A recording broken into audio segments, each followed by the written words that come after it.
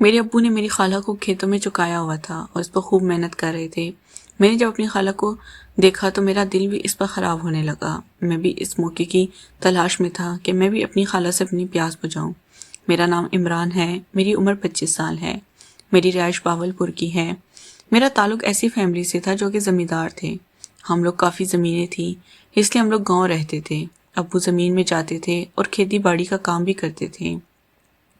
ویسے ہمارا گھر چل رہا تھا۔ اگر میں اپنی بات کروں تو میں کافی خوبصورت طبیعت کا حامل ہوں۔ میری جسمانی دبلی پتلی تھی لیکن میں کافی جوان دکھتا ہوں۔ سارا گاؤں مجھے دیکھ کے رشک کرتا تھا کیونکہ گاؤں کے زمیندار کا بیٹا تھا۔ ابو کی شادی اماں سے تو ہوئی تھی پر اس شادی میں پیار بالکل نہیں تھا۔ ابو جس سے پیار کرتے تھے وہ اماں کی بہن تھی، یعنی کہ وہ تھی میری خالہ۔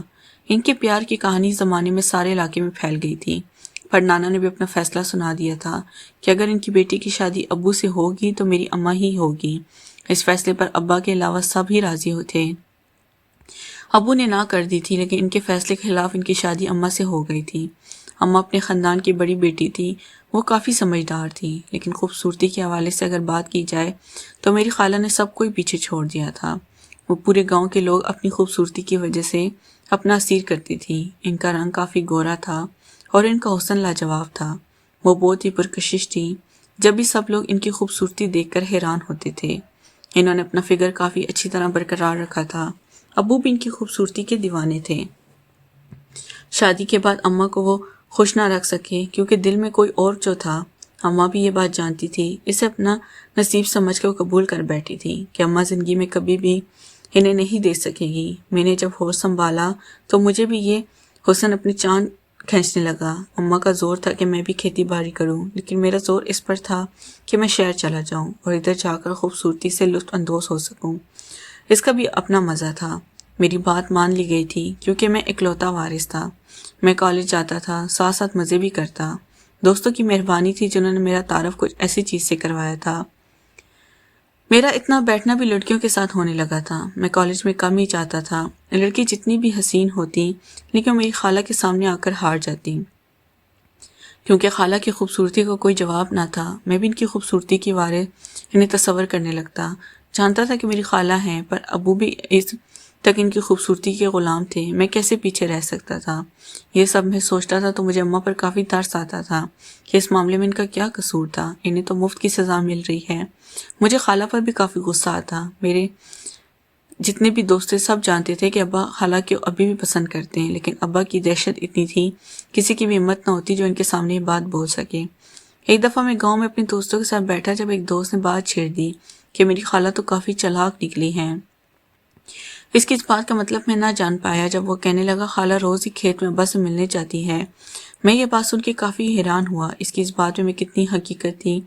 میں نے دوست کو بول دیا کہ وہ صرف جھوٹ بول رہا تھا۔ اس پر وہ کہنے لگا کہ صرف وہ ملنے نہیں جاتی بلکہ وہ تو باقاعدہ ایک دوسرے کے ساتھ وہ سب کرتے ہیں جو کہ ابا کو اماں کے ساتھ کرنا چاہیے تھا۔ ان کی یہ بات سن کے میرا تو میٹر ہی گم گیا کہ اس کی یہ مجال جو ابا کے بارے میں ایسی بات کرے۔ پھر دوست نے مجھے قسم دینا شروع کر دی کہ اگر مجھے یقین نہیں آتا تو میں خود ہی یہ سب دیکھ لوں اور کسی دن میں چلا جاؤں۔ میں نے اس کی بات پر کان نہیں کیے رہے، لیکن میرے اندر یہ ڈر بیٹھ گیا کہ اگر ایسا ہوا ہی تھا تو میرا سارا الزام غلط ہو جاتا کہ وہ اپنی اداؤں سے ابا کو اپنی طرف بلاتی ہے۔ میں اس بات کو بلانا چاہتا تھا پر اس دن یہ میرا وہم ثابت ہوا۔ جب میرا گزر کھیت سے ہوا، عام طور پر کھیت میں بالکل خالی رہ جاتا تھا، لیکن اس دن ویسے ہی ارادہ کیا کہ مجھے کسی خاتون کی چیخ کی آواز سنائی دی۔ وہ آوازیں تو کافی عجیب سی تھیں، مجھے دھچکا لگا۔ میں اس آواز کو ٹریس کرتے ہوئے وہاں تک جانے لگا۔ اچانک ہلکی سی جاڑی ہٹا کر وہ نظارہ دیکھا تو میرے ہوش اڑ گئے۔ وہاں پر اور کوئی نہیں بلکہ میرے ابا تھے اور جس کے ساتھ تھے وہ میرے خالہ تھی۔ وہ نظارہ دیکھ کر میں حیران ہو گیا، خالہ کو غور کر دیکھنے لگا۔ اس حلیے میں بہت اچھی لگ رہی تھی، اس کے حسن کو کافی کمال تھا۔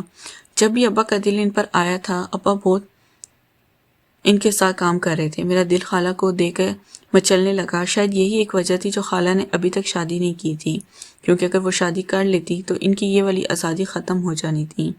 مجھے خالہ کا چہرہ تو بالکل دکھائی نہیں دے رہا تھا۔ پھر سامنے کا وہ نظارہ دیکھ کر میرے اندر کی بے چینی بڑھنے لگی، جیسے میں ابا کی جگہ خالہ کے ساتھ ہوتا۔ یہ سب سوچ کر میری طلب بڑھنے لگی تھی۔ ابا نے خالہ کے ساتھ جی بھر کر کام کیا۔ ابا تو لگے ہوئے تھے، خالہ نے کپڑے اٹھائے اپنا حلیہ بہتر کرنے لگی تھی۔ ابا فوراً ہی واپس چلے گئے تھے، جبکہ کچھ دیر بعد جب خالہ سیٹ ہو گئی تو وہ بھی واپس جانے کی تیاری کرنے لگیں۔ اس وقت مجھے کام تھا جب بھی میں واپس ہو گیا، لیکن میرا پکا ارادہ ہو گیا تھا کہ خالہ کے ساتھ اسی کھیت میں اپنی طلب پوری کروں گا۔ میں بھی وہ مزہ لینا چاہتا تھا جو ابا اب تک لیتے آئے تھے۔ میں نے بہت زور دیا کہ کیا طریقہ اپناؤں۔ مجھے ایک راستہ نظر آیا۔ میں نے سوچ لیا کہ اس چیز کو انجام دوں گا۔ کل کا سوچ کر رات بھر مجھے نیند نہیں آئی۔ کافی خوش تھا کہ وہ چیز مجھے مل جائے گی جس کے پیچھے نہ جانے کتنے لوگ دوڑتے تھے۔ اگلے دن میں اسی وقت کھیت سے گزرا، مجھے دور جھاڑیوں میں حرکت دکھائی دی۔